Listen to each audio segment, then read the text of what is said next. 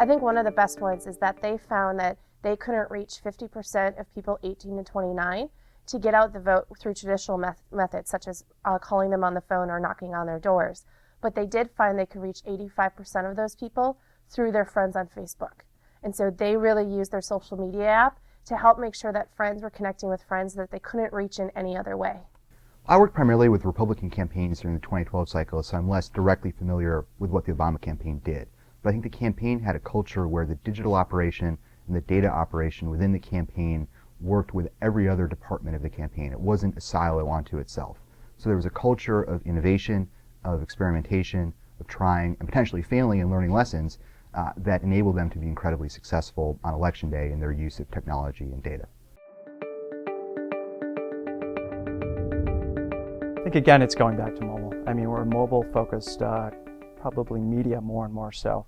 With Pandora's audience being primarily 25 to 34, you're looking at a demographic that is embracing mobile as a culture and utilizing probably media, anything, news to music to video. And I think the Republican Party needs to not so much rest on the laurels of what they've done in the past, but really what can be done in the future. I think the first is going to be just getting the fundamentals straight.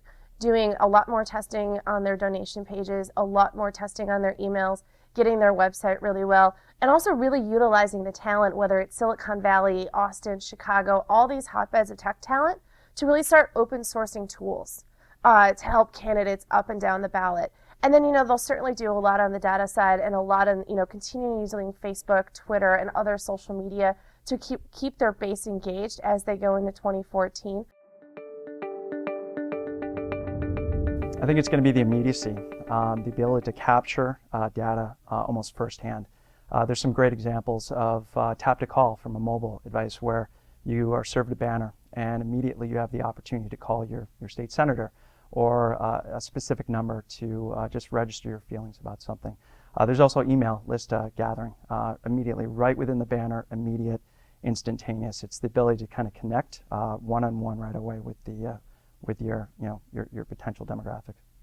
So if we were sitting here 4 years ago today, we would have known that Twitter existed. We would have probably been able to say Twitter would be relevant in the 2012 election cycle, but I don't know that we would have known it would be the dominant force that it became. So I think that sitting here in March of 2013, it's hard to know exactly how things will evolve. We just know there's going to be a lot of change.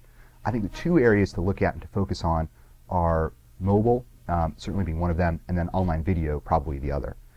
The way in which Americans consume media is changing a lot in that people are watching less live television. There was a recent study that found that in Ohio, almost 40% of likely voters hadn't watched live TV other than sports in the past week. So the way to reach those voters is increasingly online.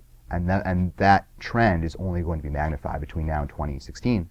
I think the other trend that's going to continue to grow is the number of voters who have smartphones.